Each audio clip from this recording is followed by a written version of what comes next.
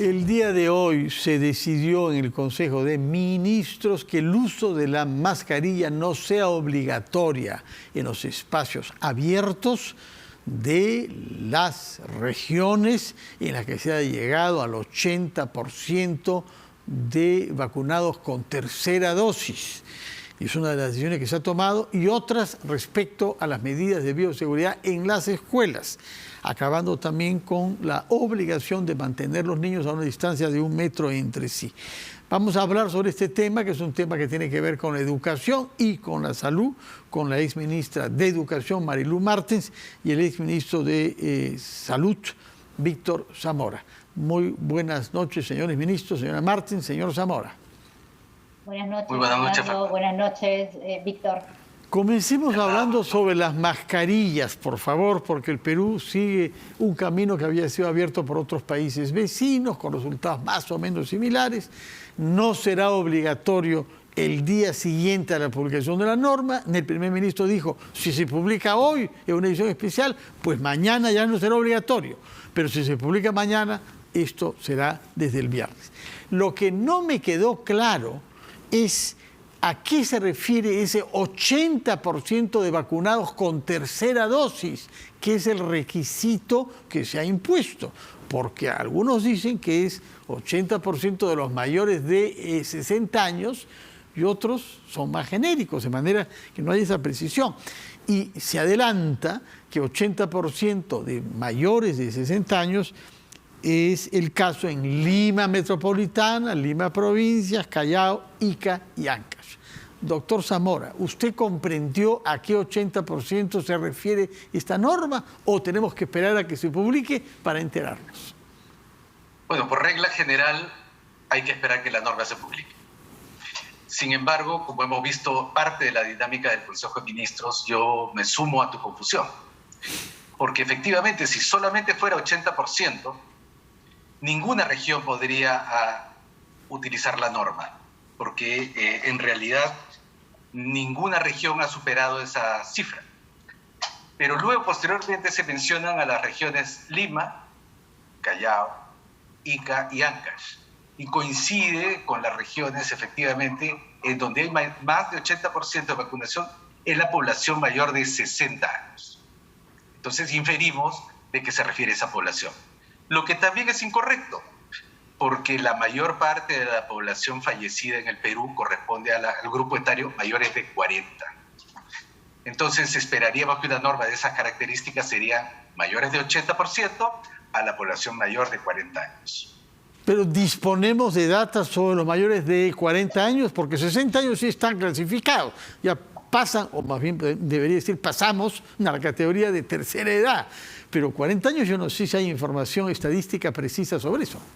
No, eso es justamente lo que invoco que se utilice. La plataforma Reunis del Ministerio de Salud es una extraordinaria herramienta que está agrupada por grupos etarios y uno puede saber específicamente en tiempo real cómo se está vacunando por grupos etarios. Y se puede hacer el corte a partir de los 40 por provincia, por distrito, por región, por dosis. En todo caso, retengo que hay que esperar que la norma sea publicada, quizás esta misma noche, para que entre en vigencia mañana y para que sepamos exactamente a qué se refiere con ese 80%, porque si es de la población adulta, pues nadie aplica todavía. Nadie ha alcanzado, ninguna región, ese 80% de calidad. Señora Martens, ¿cómo reacciona usted? Me imagino que por una parte tendrá simpatía de poder salir a pasear, caminar, ir a las playas, espacios abiertos, sin mascarilla. Pero su opinión sobre esta decisión. Bueno, hay una confusión también si esto incluye los patios escolares de las escuelas, ¿no? Entonces es otra duda que me queda a partir de las declaraciones. Bueno, y como bien dice el señor Zamora, el doctor Zamora, esperaremos a que salgan estos protocolos y esta norma y esperemos que sea rápido. Pero sí saludo finalmente la declaración de que regresamos al 100% de aforo a las escuelas. ¿No? Bueno. Esa es una gran noticia que se demoró en llegar, pero finalmente ha llegado. El 100% de aforo. Bueno, usted ha introducido el tema educativo. Yo estaba buscando todavía algo general como la mascarilla, pero comprendo que usted vaya a lo que es el tema de su especialidad. Ahora bien, hablemos sobre las escuelas en general.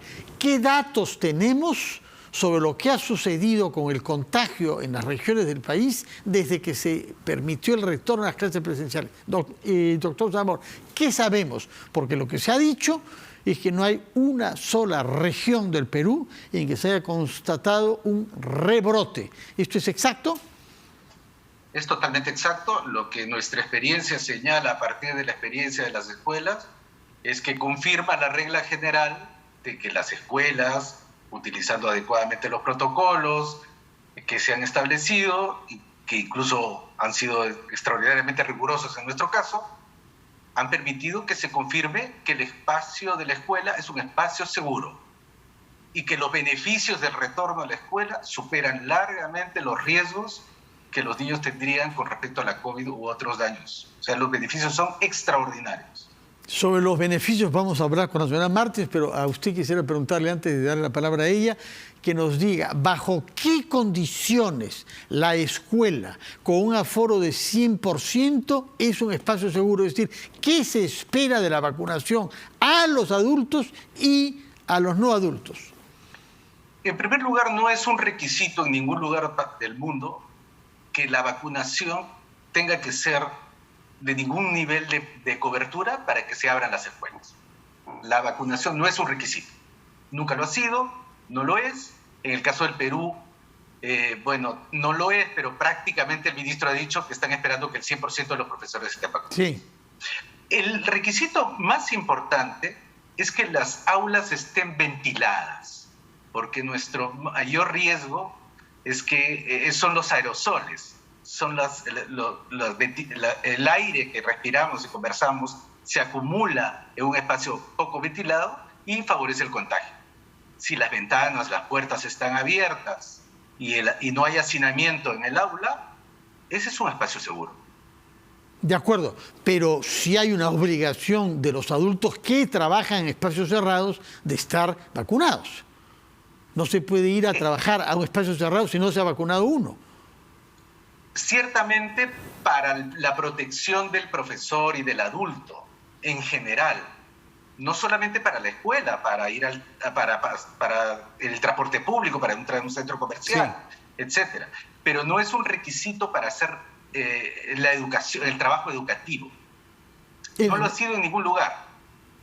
No, bueno, ahora que hubo el debate presidencial entre Macron y Le Pen en Francia, uno de los grandes méritos que se atribuye a Macron es ser el país del mundo que menos tiempo cerró las escuelas, creo que 2 semanas. Y en esa época no había vacunas, así que no se podía vacunar. Simplemente apostaron por la escuela como un espacio seguro bajo esa consideración. Es peor que estén cerradas, el daño es peor. Y Macron insistió en algo. Es lo más desigualitario que hay, porque las familias de las personas que tienen recursos pueden emplear a sus hijos y pueden aprovechar el tiempo. Hay libros, hay películas, etcétera. Mientras que las familias de los pobres no tienen con quién tenerlos, no hay libros y no hay cómo aprovechar el tiempo. El que no hay escuela presencial es el origen de la desigualdad social, dijo Macron. Y gracias a eso parece que va a ser reelegido el próximo domingo. Pero complemente su idea sobre por qué y bajo qué condiciones es un espacio seguro la escuela. Bueno, básicamente, en primer lugar, la población escolar no es la población que se enferma de forma grave y de gran mortalidad. Número 1. Los niños se pueden contaminar y pueden contagiar a otras personas como lo hacen en la vía pública, como lo hacen en el parque, como lo hacen en un centro comercial, como lo hacen en cualquier otro lugar. No es una población de riesgo a enfermar gravemente y a morir como sí lo es la población adulta mayor o con alguna comorbilidad. En segundo lugar, los niños cuando van a la escuela no es el único lugar donde tienen contacto con adultos o con otros niños, también lo tienen en sus propios hogares. No hay gran diferencia. En tercer lugar, si la escuela está ventilada, como le vuelvo a repetir, no es un lugar de alto contagio como no lo es el parque, como no es la calle, como no es la playa, como no lo es todo lugar que es ventilado. Por regla general, si uno va a entrar a un lugar no ventilado, tiene que usar su mascarilla y de preferencia estar vacunado. Y si es adulto, con mayor razón todavía. Pero los niños no. Señora Martens, de lo que ha visto usted que se viene haciendo en las escuelas que han regresado a clases presenciales, ¿cuál es la práctica que se ha adoptado? ¿Qué medidas sanitarias se están aplicando? ¿Y qué resultados ha visto usted? Porque es una experiencia para una pedagoga, me imagino, extraordinaria ver qué pasa. Es la única vez en la historia que tenemos esa experiencia con niños que no han estado en la escuela 2 años y que vuelven a ella. Y el Perú es uno de los países que más tiempo apartó a los niños de las clases. ¿Qué es lo que ha constatado usted como experiencia sanitaria, pero como experiencia pedagógica en general? Bueno, primero decir que la tarea de continuar con la reapertura de las escuelas es urgente, ¿no? Se tiene que brindar el 100% de educación presencial a los estudiantes. Y así como el Ministerio de Educación tuvo ese liderazgo para cerrarlas, y se cerraron todas en un momento de crisis, ese mismo liderazgo se debe de presentar ahora para que todas las escuelas abran, ¿no? Porque como bien has dicho, Fernando, si no, esto va a ser simplemente la consecuencia de brechas más amplias, más pobreza en nuestro país. La experiencia, Fernando, la he tenido a través de los programas que tenemos hoy en CARE Educativos, Sí. Y ver llegar a los estudiantes, a las escuelas, es realmente emocionante. Sin embargo, hay muchos temores de los niños, de las niñas, por volver a estos espacios sociales en los que tienen que relacionarse. Y lógico, han sido 2 años que han estado encerrados, hemos estado encerrados. Entonces, se necesita ese apoyo psicosocial, ¿no? Que puedan acompañar a este reinicio a los estudiantes y que podamos recuperar todos los aprendizajes que hemos perdido y en la pobreza de aprendizaje que hemos llegado, ¿no? ¿Y qué es la pobreza de aprendizaje? 10 años, niños de 10 años que no saben leer, no han ido a la escuela, no saben leer. Entonces, el reto es muy grande. Y lo que yo sí haría un llamado al país es que se priorice la educación, que se priorice en la agenda del país la educación. Y que no cada vez que surja un problema, cerramos las escuelas. En vez de estar buscando y previendo que no pasen estas cosas y que la educación, el servicio educativo, que es un servicio esencial, no se vuelva a interrumpir hacia nuestros estudiantes. Bueno, la verdad es que lo que hemos visto es lo contrario, porque la pandemia parece que le ha dado el gusto a ciertas autoridades por decidir confinamientos e inmovilizaciones. Huelgas, paros, no hay escuelas. Y luego, en Lima y Callao, ni siquiera huelga, paro, simplemente vagos informes de inteligencia policial y de la DINI, no hay escuelas. Es decir que parece que hay algunas autoridades que han tomado un gusto por mostrar su poder tomando estas decisiones y perjudicando gravemente a las familias, porque que le informen a uno a las 12 de la noche que el día siguiente no hay clases, uno está preparando a los chicos y se entera tomando desayuno y hay que reorganizar, no sé si las autoridades entienden, hay que reorganizar la vida de las familias cuando el niño se va a quedar en la casa todo el tiempo. Lo habrá visto usted por las escuelas con las que tiene que ver, ¿no? Que esto tiene un impacto tremendo cuando se anuncia de un momento. Yo no sé qué le han explicado los padres a los hijos, qué razón les han dado para que una cosa de ese tipo sea decidida con tal precipitación.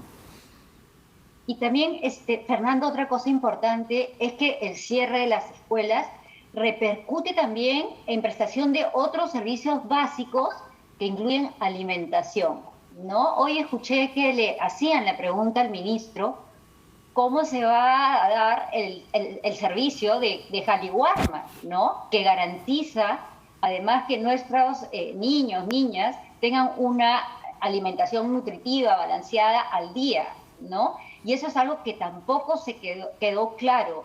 Entonces, en general, la alimentación, la protección, el apoyo psicosocial, el aprendizaje realmente está siendo afectado y eso afecta el bienestar en general de nuestros estudiantes. Sin duda.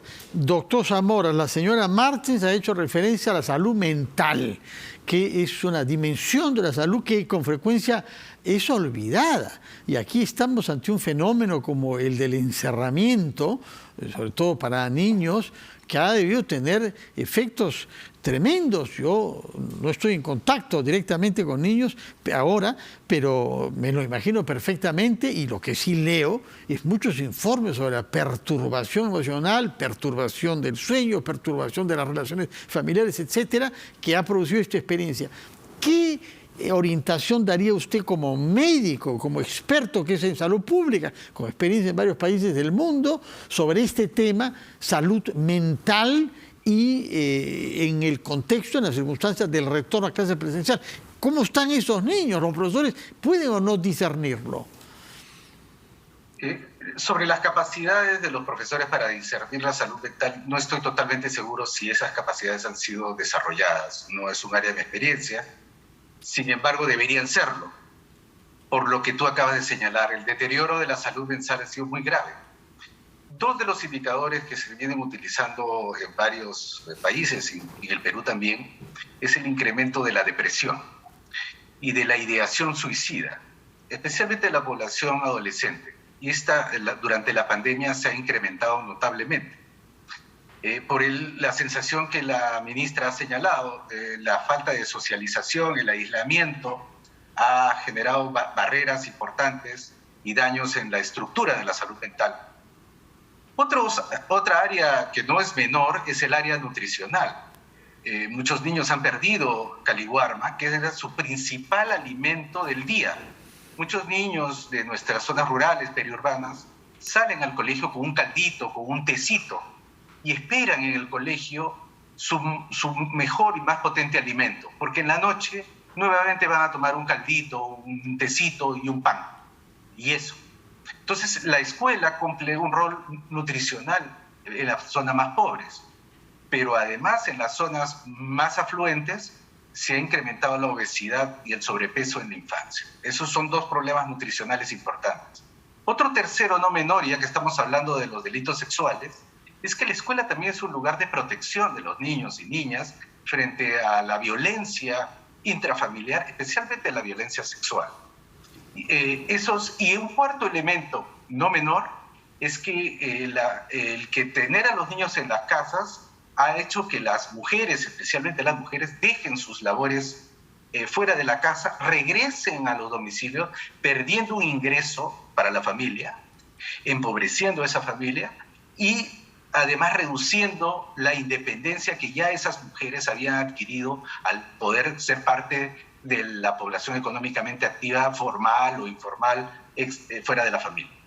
Entonces, los efectos sociales, económicos, además de los de salud y educativos, hacen que yo me sume al llamado de la ministra en el sentido de que la educación debe ser la prioridad número uno para el país para los próximos años.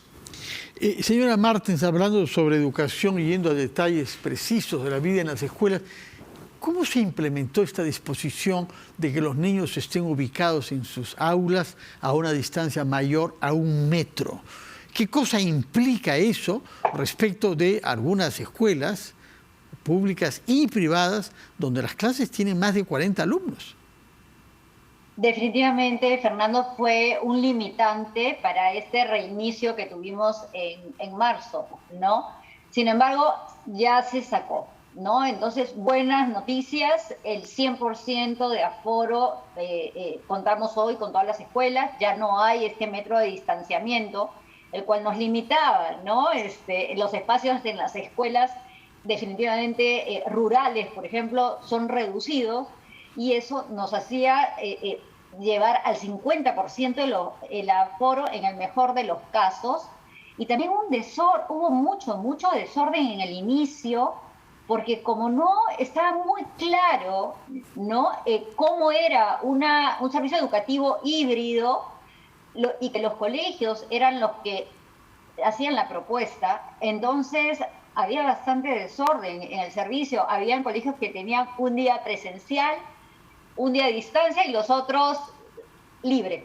Entonces hubo mucho desorden con eso, pero otra vez quiero decir que saludo ese nuevo anuncio y que pido el liderazgo total del ente rector en la apertura de las escuelas, ¿no? Y que trabajemos en una agenda priorizada en el plano inmediato, ¿no? Que es el reinicio de clases, el recuperar los aprendizajes, el apoyo socioemocional a estudiantes y también a docentes. Y también veamos un mediano y largo plazo. ¿Qué queremos con la educación? ¿No? Y que el Estado sepa que es su responsabilidad brindar ese derecho fundamental que es una educación de calidad y que trabajen con esa visión y con ese norte. Y que bueno, es una propuesta de todos los sectores, hay que asignar por supuesto más presupuesto. Fernando, 1.200 soles anuales es lo que el Perú invierte en un estudiante. Es uno de los países que menos invierte en el mundo en sus estudiantes. Entonces hay que ver cómo hacemos para incrementar ese presupuesto y poder, además de mejorar, por supuesto, los aprendizajes, la preparación de los docentes, cerrar esa brecha que tenemos en infraestructura y que no todo es fierro y cemento, y que la pandemia nos ha enseñado que a través de espacios digitales podemos cerrar brechas, pero para ello también tenemos que trabajar intersectorialmente, ¿no? Que el Ministerio de Transporte y Comunicaciones pueda llevar internet, que el Ministerio de Vivienda lleve agua y saneamiento a las escuelas, que el Ministerio de Salud también tenga la prioridad de la salud mental de los estudiantes y ahí añado un número importante, que es que el MINSA declaró que más de 400.000 casos fueron atendidos en el 2021 en jóvenes menores de 18 años. Entonces, hay que hacer esa agenda y hay que priorizar la educación en la agenda nacional, así como priorizamos otras cosas y no pararon. Claro que sí. Permítame que, pese a que he escuchado algunas reflexiones de fondo, ya planteaba algunas tesis profundas, yo quisiera ponerme en el pellejo de los padres de familia que le quieren consultar algo sumamente concreto. Disculpe si le parece hasta banal, pero el doctor Zamora ha enfatizado la importancia de aulas ventiladas, con ventanas abiertas eventualmente y puertas abiertas. Y nos ha hecho recordar que uno no puede contagiarse sin que hayan personas, por el ambiente cerrado que preserva aerosoles al menos unos minutos. ¿Cuánto pueden resistir durante el invierno que se anuncia crudo en la costa, como estamos viendo estos días, y que está llegando a menos 13 grados a vivo en Puno? ¿Cómo se puede hacer, pese a este frío húmedo en la costa, seco en la sierra, para mantener clases con niños durante 45 minutos con las ventanas y puertas abiertas? Es importante, antes de tu respuesta, que me parece sumamente necesario, ¿no? Empezar a compartir ideas, a compartir soluciones sobre esto que se nos viene, que sepamos que el porcentaje de positivismo de las pruebas es menos de 1%, ¿no? Entonces es muy bajo. Es muy bajo, hoy es los niveles más bajos que hemos tenido en todo este tiempo. Entonces, primero, tranquilidad a los padres, ¿no? Tranquilidad, ya los niveles de contagio han bajado y sobre todo en las edades de los escolares, ¿no? Y lo otro también es el tema de que hay que decirles que tienen que vacunarse, ¿no? Tienen que llevar a los niños a vacunar, tienen que vacunarse ustedes, porque es la medida más segura para evitar cualquier riesgo. Ahora, hay otras medidas además de la ventilación, que es el lavado de manos, ¿no? Es bien importante. Y sí, vamos a tener que ver espacios también abiertos para implementar clases, Fernando, y ver la forma, ¿no?, de que se caliente, porque ya no es un tema del COVID, ¿no?, que las escuelas carecen hasta de ventanas o de espacios hace mucho tiempo, y tiene que tratarse la infraestructura, ¿no?, para garantizar esos no negociables para el retorno a la aula. Sí, palabras finales, doctor Zamora, quisiera que nos diga algo sobre cómo hacer para evitar que estas medidas de aligeramiento acentúen una curva a no vacunarse, porque ha bajado mucho el porcentaje de la vacunación por día. Y ahora esta noticia, ya no se usa mascarilla afuera, tales y cuales medidas de flexibilización, puede inducir a creer que esto se acabó, ya se acabó la pandemia y podemos ya prescindir de toda vacunación. ¿Qué diría usted a quien está escuchándonos y tiene dudas y quiere oír una palabra persuasiva? Antes que eso, quisiera complementar sobre tu pregunta de los colegios. Nosotros somos un país pluricultural, de múltiples territorios, somos un país extraordinariamente diverso, y una medida no puede ser aplicada de misma forma en todo el país. Por ejemplo, cuando dijimos que nadie salga de sus casas, es imposible que una persona en Loreto esté debajo de unas calaminas todo el día en ese calor infernal, por ejemplo. Así como tú señalas que en los lugares de muy bajas temperaturas no se puede exigir que los niños estén con las ventanas y puertas abiertas. Hay tecnologías para medir la concentración de CO2 en un ambiente cerrado. Cuando se llega a un nivel, pequeños instrumentos que son aplicables en las escuelas, ya se vienen usando en varias partes del mundo. Llega a un nivel, suena una alarma, los niños salen, se abre la ventana, se ventila el ambiente y vuelven a entrar los niños y se cierra el ambiente para que sigan sus clases en lugares donde hay que cerrar las ventanas por el frío. Entonces hay tecnologías que pueden ser aplicables, especialmente en Puno, donde además el nivel de vacunación es del 25%. Muy bajo, sí. Entonces, hay lugares, Fernando, para responder tu pregunta, donde invoco al Instituto Nacional de Salud y a las universidades que hagan investigaciones operativas. ¿Qué está deteniendo a la población de Puno para incrementar la vacunación? Porque seguramente va a ser distinta la respuesta en Madre de Dios, que también tiene 25% de vacunación con 3 dosis. Probablemente dos realidades que tienen la misma cifra tengan explicaciones distintas. Claro. Entonces los gobiernos regionales, el Instituto Nacional de Salud, las universidades tienen que investigar qué es lo que está deteniendo a las personas para tomar la decisión de vacunarse. De acuerdo, muchas gracias, doctor Zamora, muchas gracias, Marilú Martins, por ayudarnos a comprender el contexto general en el que se vienen adoptando estas medidas de flexibilización de las obligaciones que teníamos que respetar hasta hace poco para hacer frente a la pandemia. Muchas gracias y muy buenas noches a ustedes dos. Vamos a ir a una pausa, después de la cual recibiremos al presidente de la comunidad campesina de Fuerabamba, en Cotabambas, Apurímac, que participó hoy en una reunión para resolver el conflicto que ha llevado a la suspensión de las actividades mineras en las Bambas y que, sin embargo, esta reunión fracasó. Nos explicará por qué Edison Vargas.